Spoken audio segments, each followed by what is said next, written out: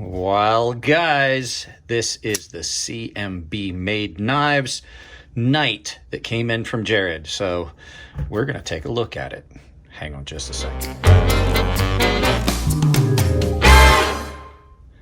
So, like I said, this is the CMB Made Knives Knight. I know you guys just saw the first day in pockets on this, but that video had been shot a while ago. I mentioned I was going to resharpen it, and I did. I gave it a very aggressive edge. This knife is great. So let's go ahead and start off by putting a spec sheet over here, and we're going to talk about this knife, but we're also going to get our scale, and we're going to get my calipers out, and we're going to get some behind the edge thickness and some weight, because I'm going to tell you right now, this thing is very thin behind it. There was a couple knives that Jared sent me in the box of stuff. This one and I think the Caldera, I think that Cmb Caldera was another super, super thin one.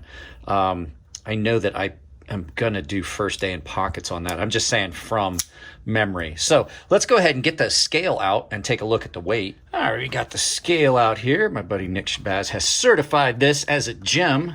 I think his certification system might be a little off, but let's look at it in grams first. For those of you who don't do freedom units, because that's what was up, 125 grams. So it's not super heavy. This is actually a fairly light knife. And in ounces, I think that, I forget what it was, 4.4 ounces or something they had listed on their website. So 4 3/8 ounces. So yeah, not a real heavy knife. So let's go ahead and get the scale out of the way, and we'll look at behind the edge thickness and stuff. Guys, I hate to interrupt the video because I know we're having fun, but I do have to do the YouTuber thing and remind you that this channel is self-sponsored with all the affiliate links and stuff you see down below.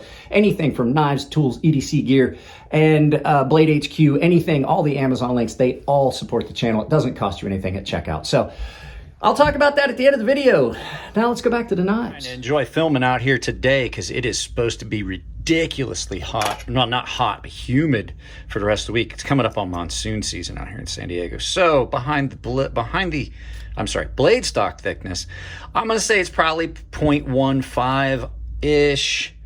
And then behind the edge, right behind the edge on this, 0.02, not as thin as I was expecting. Let's go ahead and make sure we got these zeroed. And we do have them zeroed. Let's do that one more time. Maybe it's just where I'm at. It's hard to get right behind. Yeah, 0.023.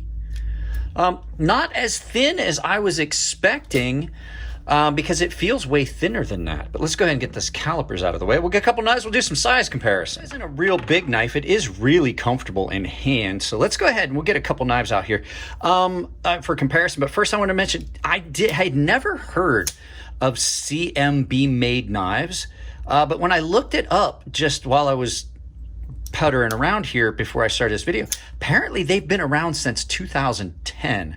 So let's go ahead and take a look at it compared to the... So side by side with the Sebenza 21, these are about 1 for 1. So there's your Sebenza 21. Your next one's going to be the Rat 1. So the Rat 1 and this are, again, just about 1 for 1. So I don't think we need to do too many more comparisons. These are both really well-known knives that you're going to see the size point on. So, and like I said, you saw it in the spec sheet. I think it's 8.8 inches overall is what they had listed. So, yeah, this thing is done in M390, titanium and carbon fiber. This is a blue one.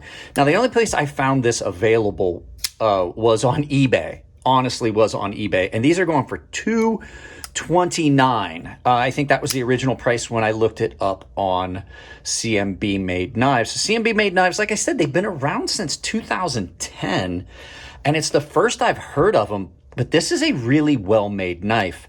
I believe, if I read it correctly, it was either China or Taiwan for area of manufacture, but I will make sure that that's at least in the spec sheet, and I'll probably put a title down here for it. In pocket, this thing carried incredibly well. It's nice and light. It's all been done just solid titanium, but it is really light, so that would lead me to believe that these are milled out really deep into the titanium, and this carbon fiber inlay that you have here is what's causing that weight reduction. So a lot of times you'll see a lot of skeletonization on the inside. You don't see that on this.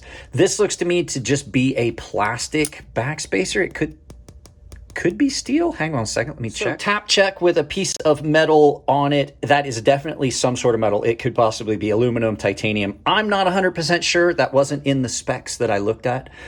But I thought that was plastic first, tapped it with a piece of metal. It's definitely metal. I would assume it's probably titanium that has just been coated the same as the blade and the pocket clip. Pocket clip, I wanted to say I do like this pocket clip a lot. It is not too tight. It's got this nice shape to it. You can really not feel it in hand when in use. It is one of the most comfortable pocket clips on some of the more recent knives I've had come in. The milling on it is done really well. I like how they softened this enough that it doesn't catch going in and out of pocket. I've had a couple knives here recently, not so much out of pocket, but in pocket. This would catch the lip because the pocket clip is here. I would much prefer companies put this on the inside. It makes the knife look cleaner and everything, but still not bad. Cutting with this thing is great. Jared and I both have apparently done a good bit of cardboard cutting because we've kind of scuffed up that, I believe it's a PVD coating. PVD coating. It could be a DLC, but at the price, I doubt it. It's $229, $224, I can't remember which. Flipping action on it is great, and that's good because that is the only method of deployment because there are no thumb studs, there are no fullers, there are no aperture to get your finger in for reverse flick. You're stuck with that, which I'm not going to complain. It's really good. The flipper tab is not real intrusive. It is jimped, but not to the point where it's uncomfortable. And there's no real hot spots anywhere on this knife to speak of. I was really impressed with the ergos on this knife. I get a lot of knives in. I would say that this is probably we're talking like 60 or 70 that I've gotten in from Jared overall. Not to mention the other thousands of knives that have been on the channel. For something to stand out and get my attention, this one did. It is so comfortable in hand and it feels so much lighter than it should. It's balanced really well and it cuts like a champ. Like I said, I think I stuck close to 250 grit on this because I knew that I was going to cut up a bunch of cardboard with this. We had a bunch of stuff that was coming in. My neighbors are idiots. Had a bunch of stuff that was coming in from a friend overseas, and I knew that I was going to have to cut up all that cardboard. And I used this. I used this, and I used the prickle. And they seem to do really well, but this definitely had much more cutting horsepower than the prickle. This grind on it is done really well. It sweeps in, marries right into this swedge that is cut in. Looks like a big fish hook, but it gives it an attractive look. And there's some weight reduction for that. It's a good bit of material that's removed off the blade. Like I said, balance is great on this. Sits really well. The pivot point is just behind, or I'm sorry, the center of gravity is just behind the pivot on this, so right there. Typically, I like a little bit of weight forward, but it's not bad. It does have kind of an upsweep area here, but the blade is still nice and straight with the handle. This is just accomplished with that thumb ramp that comes down and the handle that is curved up. So you get a very good purchase. If I remember right, when I did the first day in pockets edit, I talked about the FH921 from Firebird Knives and Ganzo having that deep sculpted out area. This is kind of like that, but it's just, like I said, it's accomplished only just with that ramp on that thumb ramp. So action on this, just shy of drop shot. And I imagine that it was a little smoother before. It was pretty much drop shot for a little bit because I cleaned it up after I filmed the first day in pockets. And it smoothed way up, but I did carry this a lot, so I would imagine there's a bunch of pocket link and gunk that has gotten in there that just needs to be cleaned up. Because I didn't use KPL on this, I used nano oil because I could not find my bottle of regular weight KPL. So yeah, I imagine if I take this apart and cleaned it up, it would be back to drop shut. Screams through anything I cut with it, really frictionless, because the finish on it is fairly smooth. You can see that Jared and I did a lot of cutting up near the tip. This probably needs touched up again before I send it to Jared. It's got, it's been used, but you can see I put a really coarse edge on this just because I wanted to give it its maximum potential for cutting through cardboard, and it is sticky, icky sharp. Yeah, I like this a lot. The specs that I did see as far as, you know, the length and everything and the weight are pretty much on. Like we said, we just weighed it. And I don't really have any issues with this knife at all so far. I'm pretty impressed with it. $229 is more than I would want to spend on a knife right now.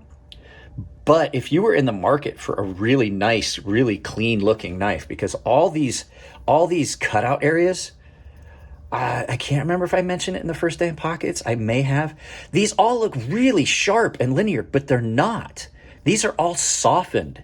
They just are done where you see that shadow, and they're just ground up really nice and then just softened perfectly so that there's not any, I mean, you can't really even hear your fingernail pop across it. They look like they should be really angular and sharp, and really they are very smooth. And just that shadow you get a nice faceted look to that. So access to the lock bar is really good. Even though the knife is thin, they've scalloped that out just about perfectly so that you have just the right access. I hate when you have a knife that winds up being really skinny in here and then they don't at all take off the material or don't take off enough. That's not an aesthetics thing. It's just basically that gives you more room to get your thumb in there and still have a skinny area.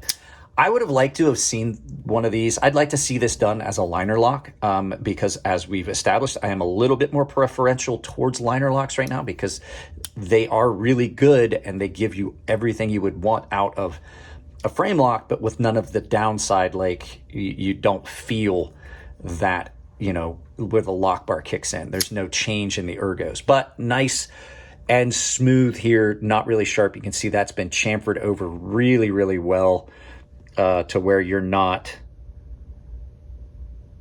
getting any hot spots on that. It's not sharp at all. So there you go, guys. It's about all I got to say on this one. Let's turn this around, do some final thoughts, and send you out about your day. Great knife. Thanks to Jared for bringing that company to my attention.